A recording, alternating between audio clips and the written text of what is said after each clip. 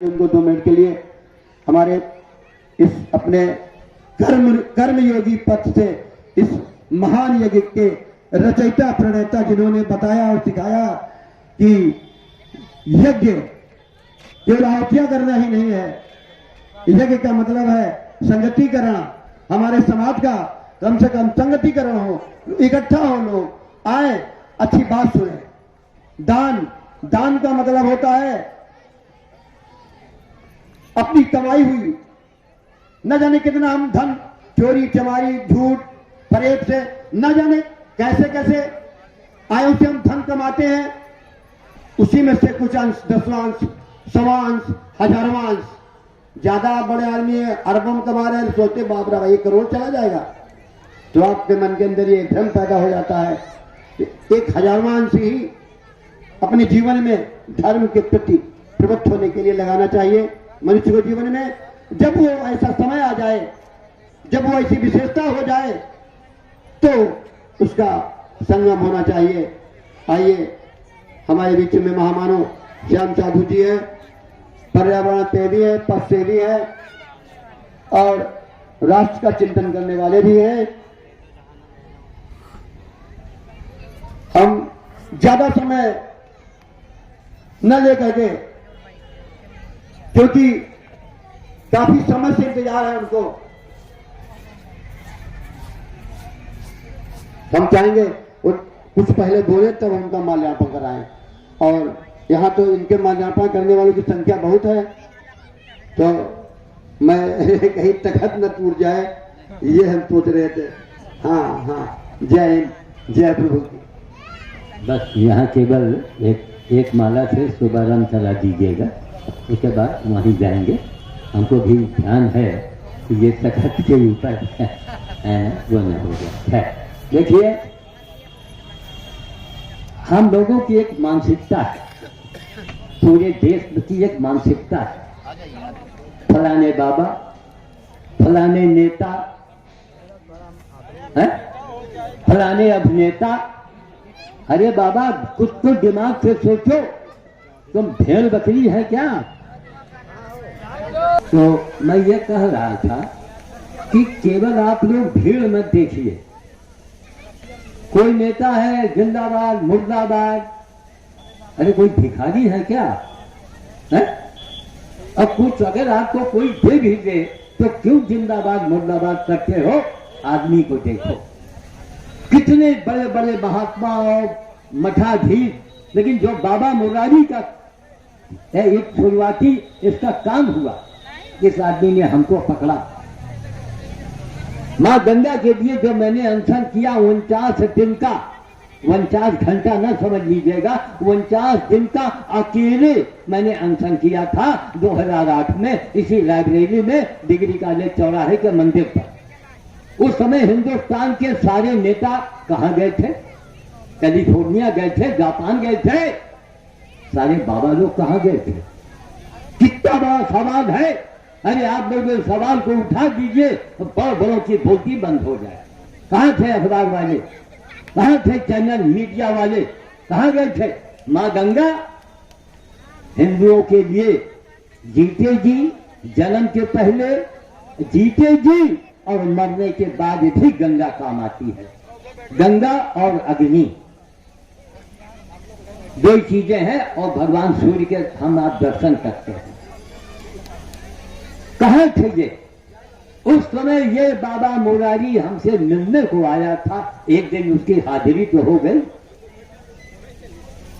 आया तो, और वो कहां थे? आज वही पुरानी बात, 2008 की बात आज पूरे फुर्सतगंज में गूंज रही है।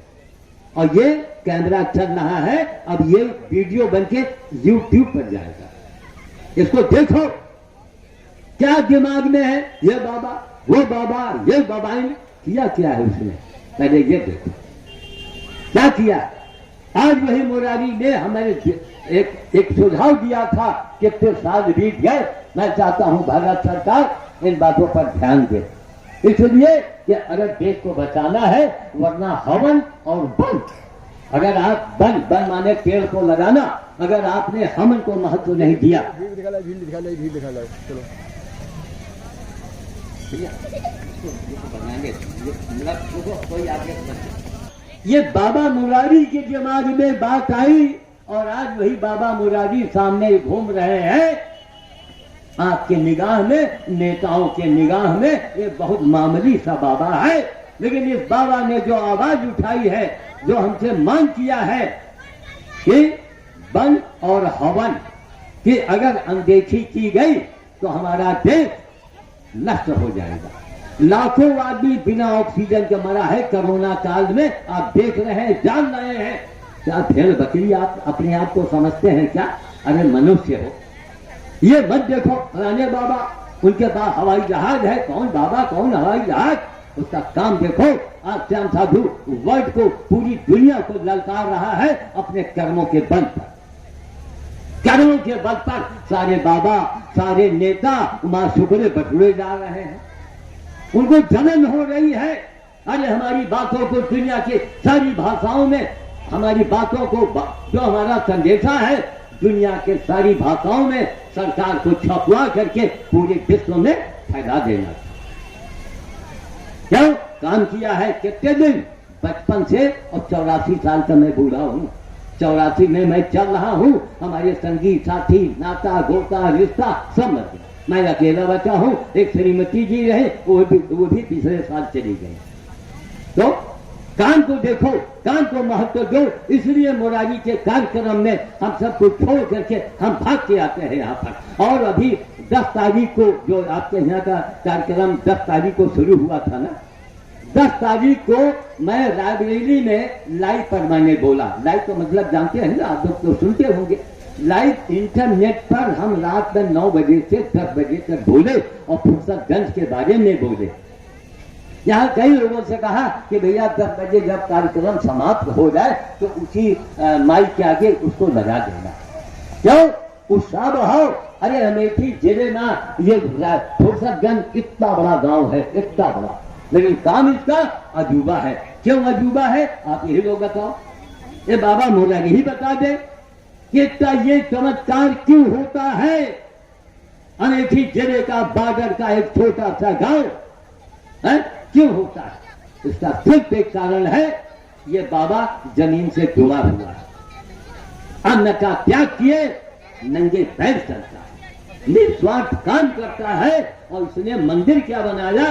पंचमुखी हनुमान। वो पंचमुखी हनुमान ने तो खुद ही बनवा दिया।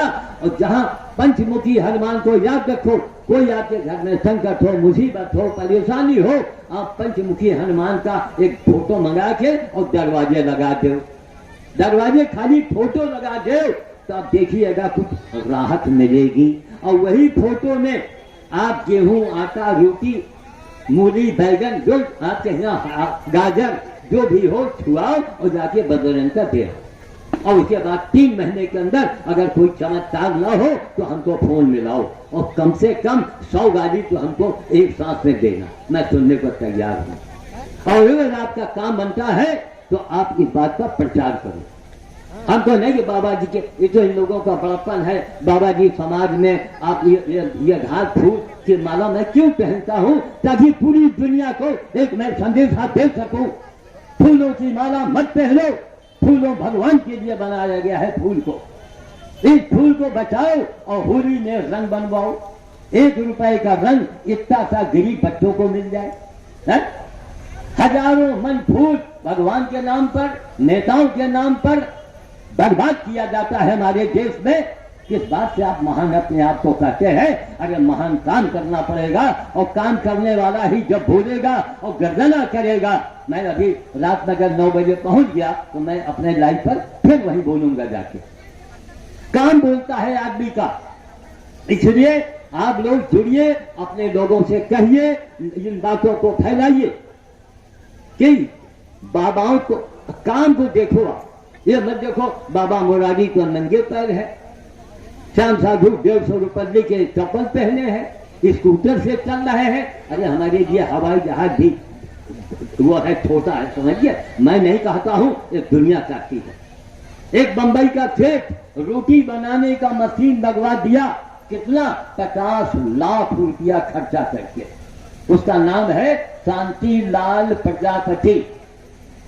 एक सुमन सहवाग, उनको मैं सुमन माँ कहता हूँ, हमारी बेटी से उनकी उम्र छोटी है, उनके बच्चे नहीं थे, हमन पूजा पाठ सब कराया लेकिन बच्चा नहीं हुआ, और जो पति थे वो भी चले गए।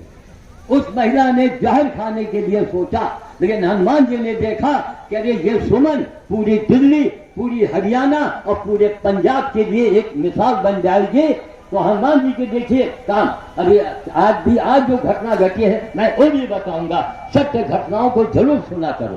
तो उनकी भतीजे ने कहा, अरे चाची देखो देखो इस बाबा को, तमाम बंदर आए मूल लिया हमको, सैकड़ों बंदर हमको ढक लेता है, 2-4 मिनट 5 मिनट आपको हम दिखाई नहीं पड़ेंगे।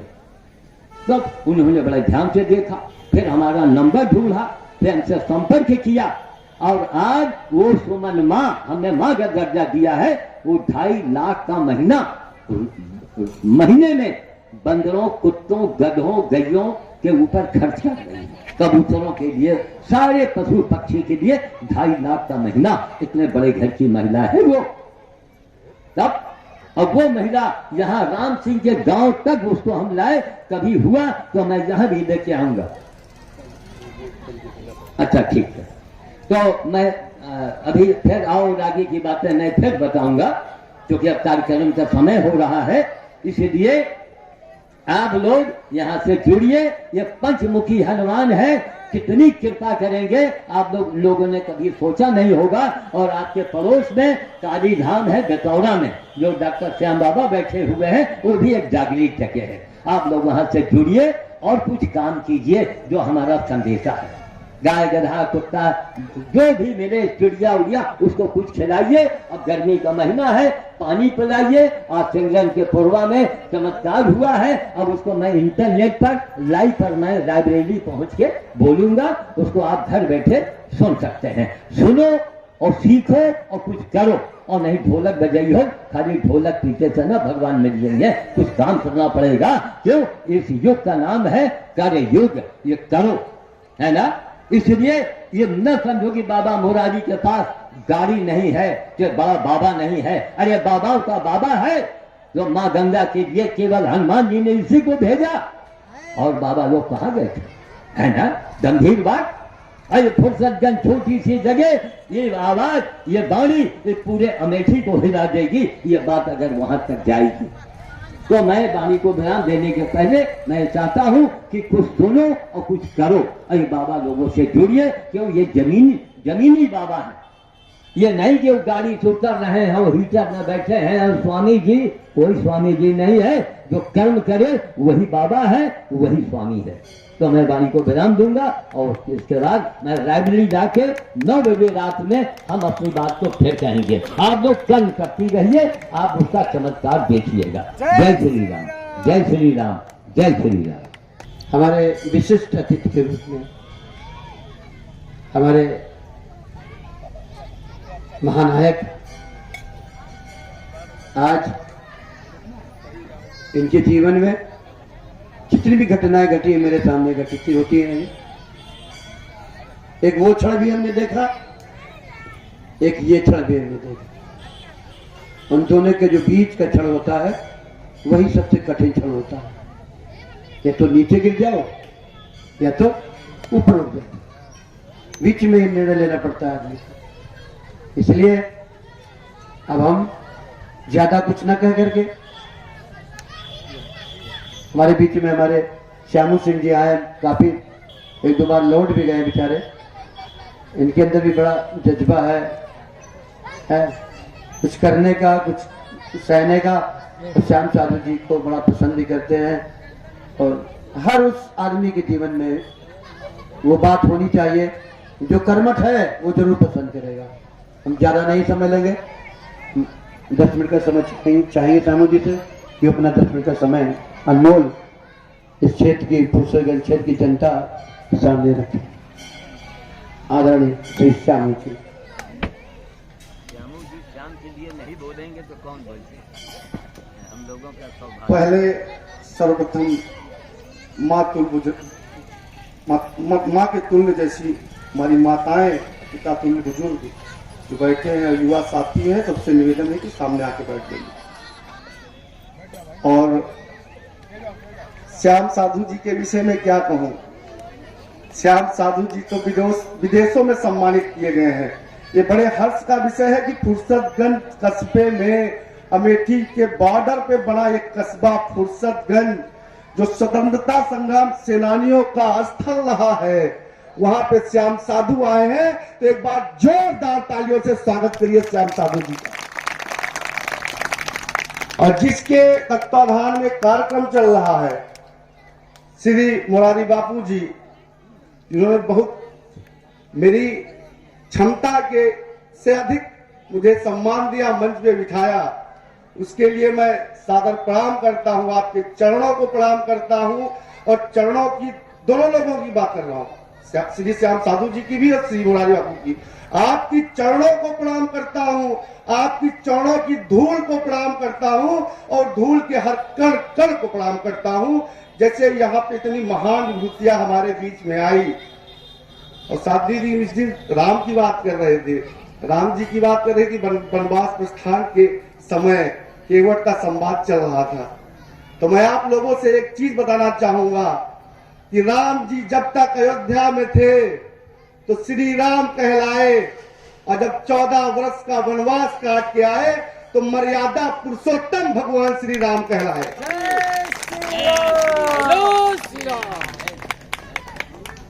तो कुल मिला के अपने जीवन में सदा ये बात याद रखना, अगर हिंदुत्व को समझना है तो बाबा रविन्द्रनाथ टैगोर, श्री बाबा रविन्द्रनाथ टैगोर, क्योंकि मैं उनके चरणों की धूल के भी बराबर नहीं हूं, वो नोबेल पुरस्कार विजेता थे। स्वामी श्री रविन्द्रनाथ टैगोर जी ने कहा था कि हिंदुत्व अस्मिता को पहचानना है तो स्वामी विवेकानंद जी को जानिए। और स्वामी विवेकानंद जी ने विश्व पटल पर भारत का प्रतिनिधित्व किया था, भारत की बात रखी थी, और सबसे नीचे हमारा वेद रखा था। तो लोगों ने तंज कसा, बोले कि आपका वेद तो सबसे नीचे है। तो उन्होंने जवाब दिया था कि सबसे मजबूत बात यह है कि आपकी नींव मजबूत है। आपकी नींव जब मजबूत है तो आप ऊपर विकास कर रहे हैं। किसी का इतिहास 5000 वर्ष पुराना है, किसी का इतिहास 2000 वर्ष पुराना है, किसी का इतिहास 1000 वर्ष पुराना है, लेकिन हमारे सनातन धर्म की संस्कृति का कुल मिला के जब इस पृथ्वी का रचना हुई, इस पृथ्वी की सृष्टि की रचना हुई, तब से हिंदुत्व का और हिंदू का कुल मिला के तभी उत्पत्ति हुई है। और हिंदुओं में अब विवेकानंद जी ने कहा था कि आपकी नींव मजबूत है, हमारा वेद पुराण नीचे रखा हुआ, तभी आप ऊपर स्टैंड है, और जिस दिन ये नींव हटेगी ना आप लोग भरभरा के गिर जाएंगे। और स्वामी विवेकानंद जी ने मंच से कहा था, स्वामी विवेकानंद जी किसी पार्टी के नहीं थे, ना भाजपा के थे, ना कांग्रेस के थे, ना बसपा के थे, ना सपा के थे। और स्वामी विवेकानंद जी महाराज ने कहा था कि गर्व से कहो हम हिंदू हैं, गर्व से कहो कि हम हिंदू हैं। तो स्वामी विवेकानंद जी किसी पार्टी के थे क्या? कोई बताए कि किसी पार्टी के थे क्या? आज हम 100 करोड़ हैं, आजादी के समय हम 30 करोड़ थे। श्याम साधु जी ने बताया कि 2008 में मैं अनशन में बैठा था, तो मुरारी बापू गए थे 2008 में अनशन पे माँ गंगा के लिए। हमारी तो बहुत माएँ हैं, दूसरे धर्म में इतनी माएँ नहीं है। हमारे यहाँ गंगा माँ, हमारे यहाँ धरती माँ, हमारे यहाँ गौ माँ, हमारे यहाँ जन्म देने वाली माँ, हमारे यहाँ जो देवी है उनको माँ, हमारे सामने जो बैठी है उनको माँ। और दूसरी किसी संस्कृति में है क्या? अमेरिका किसी को बोलेगा कि हमारी आंटी है, हमारी चाची है, हमारी बुआ है, हमारी मौसी है। अंग्रेजी में सबको आंटी कहा जाता है, चाहे वो मामी हो, चाहे चाची हो, चाहे दादी हो, चाहे बुआ हो, चाहे जो भी हो, और अंकल कहा जाता है। लेकिन हमारी भारतीय संस्कृति ये है कि यहाँ पे सबको उचित सम्मान दिया जाता है, उचित उसका मिला के। आप लोग हमारी बात सुनिए, दिग्भ्रमित मत होइए। मैं एक एक शब्द आपको बताऊंगा। थोड़ा पानी मंगा दीजिए मोहन बाबू जी। तो हिंदी का प्रथम अर्थ शब्द कौन सा है? आप लोग बताएंगे एक बार माइक पे, बिटिया लोग जो पढ़ती है बताएंगे पहला अक्षर कौन सा है? आ। आ का मतलब होता है अज्ञानी। और सबसे लास्ट का शब्द कौन सा है जानते हैं? ज्ञा। ज्ञा का मतलब होता है ज्ञानी। हमारी हिंदी अज्ञानी से शुरू होती है और ज्ञानी बना के छोड़ती है। और वहीं पे अंग्रेजी की बात करिए आप। ए का मतलब क्या होता है? एप्पल। एप्पल का मतलब होता है सेब। और सबसे लास्ट का शब्द कौन है? जेड। जेड जेड का मतलब होता है जेब्रा। हमको जानवर बना के छोड़ती है अंग्रेजी। इसमें उतनी संस्कृति नहीं है, ये वो सभ्यता नहीं है। वो सभ्यता केवल हिंदी में है, हिंदुस्तान में है, हिंदुओं में है। कि वो हिंदुस्तान में पूरे विश्व को संरक्षण देने की क्षमता थी। जो भी बाहर से आया हमारे यहाँ उसको उचित स्थान दिया गया। और हमारे यहाँ हिंदुस्तान ने बाहरी और भीतरी दोनों हमलों को झेलते हुए आज भी हम 100 करोड़ भारत के अंदर है और पूरे विश्व मिला के 200 करोड़ है। तो हमारी स्मिता, हमारी उदारता के बल पर है, किसी के बदौलत नहीं है। हमने तलवार के नोक पे शासन नहीं किया है, हमने सहिष्णुता दिखाई है, हमने उदारपन दिखाया है, हमने कुल मिला के जीवन को दर्शन दिखाया है। जीवन दर्शन समझना है तो हिंदू के वेद पुराण देखिए। ये दीपोत्सव जो दिखाई पड़ रहा है, बाबा बोले कि आज 5,000 दीपोत्सव होगा तो पूरा फुर्सतगंज जगमग होगा, पूरा फुर्सतगंज पूरे क्षेत्र में इसका नाम होगा। उसका पूरा श्रेय श्री बाबू मोरारी बाबू को जाएगा, क्योंकि उन्होंने कार्यक्रम का आयोजन किया है। और ज्यादा समय न लूंगा क्योंकि कार्यक्रम चालू होने वाला है, कार्यक्रम स्टार्ट होगा। और सादर प्रणाम करता हूं श्री श्याम साधु जी को और श्री मोरारी बापू जी को। और ज्यादा न कहते हुए अपनी वाणी को विराम, लेकिन एक बार आप जोरदार नारा लगाइएगा। यहाँ पे बैठे हैं, भारत माता की, भारत माता की, भारत माता की, जय श्री राम, जय श्री राम, जय श्री राम। अभी दोबारा समय मिलेगा तो विस्तृत बात बताऊंगा आप लोगों को, धर्म से जुड़ी भी और इस देश से भी जुड़ी, इस देश के इतिहास से जुड़ी। कितना झेला है हमारा देश, कितना बर्दाश्त किया है और बर्दाश्त करने पे किस स्थल पे खड़ा है, उसकी सब चर्चा मैं बाद में करूंगा। भारत माता की जय। सादर प्रणाम। 10 अप्रैल रामनवमी।